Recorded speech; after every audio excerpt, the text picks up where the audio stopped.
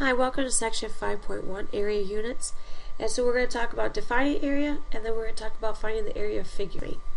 Alright, so first of all, our first objective, we're going to define area. Now, when we talk about area, we need to first talk about what a region is. And a region is a portion of a plane. So let's review what a plane is. So a plane is a flat surface that goes in all directions. Easy enough. We remember that. A region is when I take part of that plane and I cut it out. So a region is a part of that plane. Now, why is it important to understand what a region is because the actual definition for area is a way of associating how big each region is.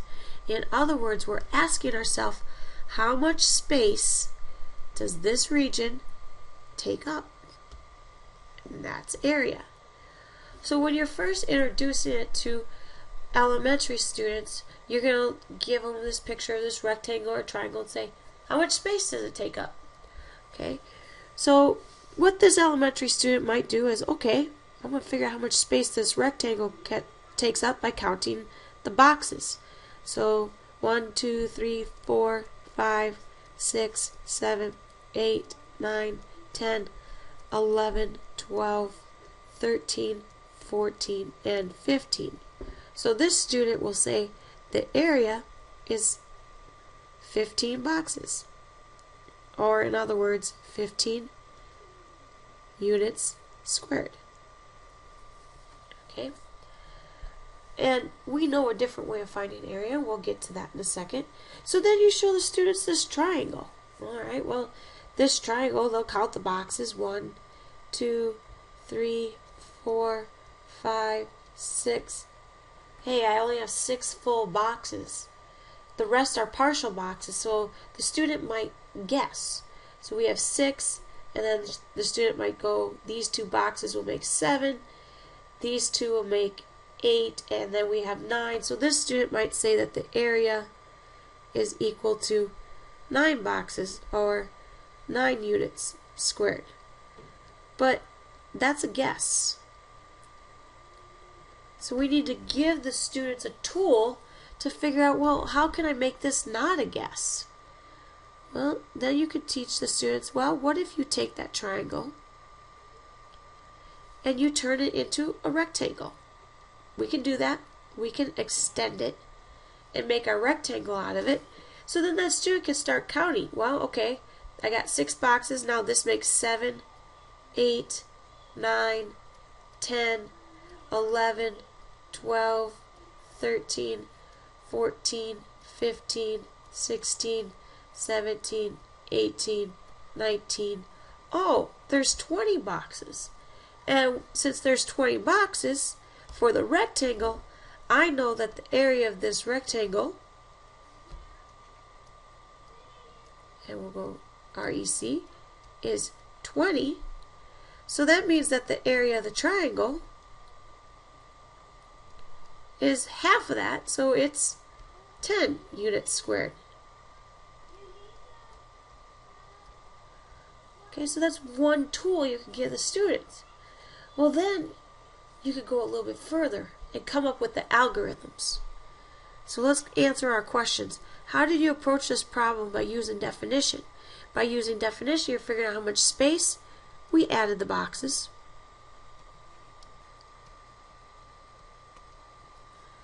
But now we need to come up with the algorithms. And we could say here, well, look, I have 3 groups of 5.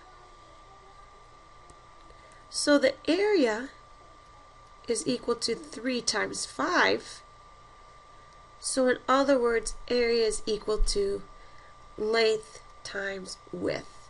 And here's my width, and here's my length. And you could get the students to discover how to find the area of a rectangle. Okay, so here's the algorithm for area of a rectangle.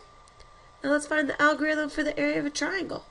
Well, it's not that hard. The students can see, well, hey, I already know the area of the rectangle. And so we said that the area of a rectangle, in this case, is equal to, there's 4 groups of 5, so it's 4 times 5, but then once we came up with that answer, we took it half of it, right? So we took it times half. So then the students can say, well, the area of a triangle is just half the area of a rectangle. So our algorithm is 1/2 times length times width. Because remember, length times width is the rectangle.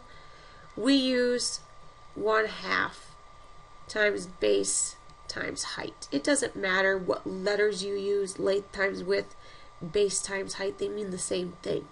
But those are the 2 algorithms, and that's how you can have the students discover it and kind of see what's going on so that they own those understandings. Alright, so now here's a question. Why is area measured in square units? So we wrote this. We said units squared. Here's why. Because we have 2 sides. So you said that, let's just use a rectangle for example. This rectangle is 3 by 6. Okay, the one that we have down below. So the area is 3 units times 6 units. Now remember, multiplication is commutative. That means that everything can move around. So technically I could say, well, this is 3 times 6 times units times units. Well, there's 18. Now look, I have 2 units. And so that means that it's units squared. And if you think back to algebra, think of it this way. X times x equals x squared. So that's why we have units squared. We're multiplying 2 things together, so that means we have square units. If we multiply 3 things together, then we would have cubic units. Okay, so now we bring on another question, and the question is, how can we relate area to the commutative property and then to the distributive property? So we're going to first talk about the commutative property.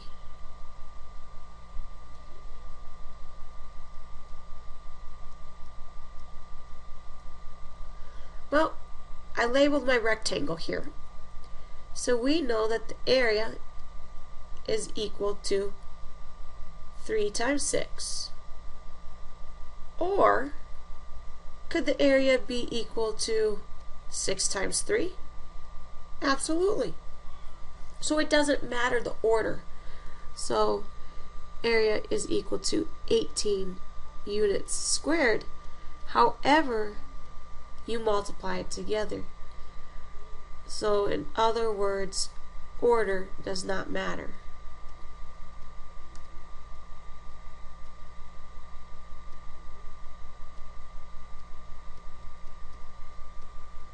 Okay, so now let's talk about the distributive property then. So we're going to talk about the distributive property. And it's important for the students to understand the distributive property because sometimes multiplication is hard for students. And so they need something easier. Students might not know what 3 times 6 is.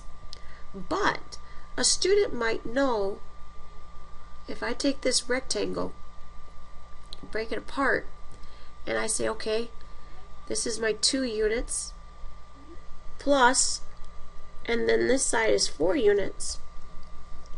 So I could have a student that says, well, this area is 3 times 2, and then this area here is 3 times 4.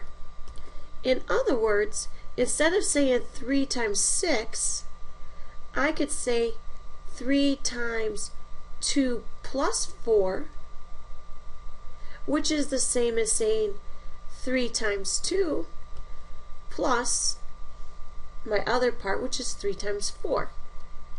And if we multiply and add everything together, 3 times 4 is 12, we still get the 18, which is 3 times 6. So it gives the students the power to break the area up into different segments, and then they can deal with smaller groups at a time instead of one big group. Okay, so that's why it's distributive. Okay, so now here we're going to find the area of each figure, and we're going to just use the algorithm. So the algorithm here for a rectangle is length times width. Well, okay, 1, 2, 3, 4, 5, 6. 6 units, and this is 3 units, so the area is 6 times 3 or 3 times 6, whichever order. So we have 18 units squared. Okay. Alright, this is different. We have a trapezoid. I did not give you the algorithm for a trapezoid, so there's a couple different ways you can do it. What I am going to do is, actually, I'm going to break it apart into triangles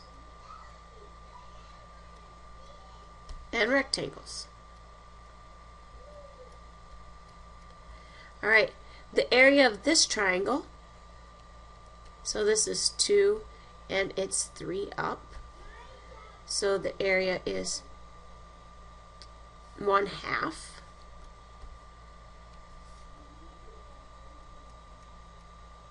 Times 2 times 3. So the area of this triangle is 2 times 3 is 6. Half of 6 is 3. Okay. Now we're going to talk about the area of the rectangle. So the area of this rectangle is 1, 2, 3, 4. So this is 4. So it's 4 times 3. So area is equal to 12. Alright, now let's talk about this other triangle right here. So we have the area of my last triangle, and I have a base of 1, a height of 3, so it's 1/2 times 1 times 3, because it's base times height. So I have 1/2 times 3, and we know that half of 3 is 1.5. So now my total area then, area total is equal to 3 plus 12 plus 1.5. So 3 plus 12 is 15, so we have plus 1.5 is 16.5 units squared. Okay, so that's how you find the area of a trapezoid without the algorithm. And we're going to go through the algorithm another time. Okay. All right. Now let's look at our last one, which is a triangle, and we know that the area of a triangle was 1/2 times base times height. So our base is 1, 2, 3, 4, 5, 6. Height is 3, so we have 1/2 times 3 times 6. 3 times 6 is 18. Half of 18 is 9 units squared. Okay. Alright. One more type of problem. Use an area model to demonstrate 2/3 times 4/5. Okay, so 2/3 means that we're going to first, I want to represent this side as 2/3. So I'm going to have 3, and I'm going to represent 3, 4, 5. That side to have 4/5. So what we're going to first do is break it apart into 3s. And I only want to shade 2/3 of it. So I want to shade 2/3. And then I'm going to break it apart into 5ths. And I want to shade 4/5 of that. So 1, 2, 3, 4. And all we care about is the intersection.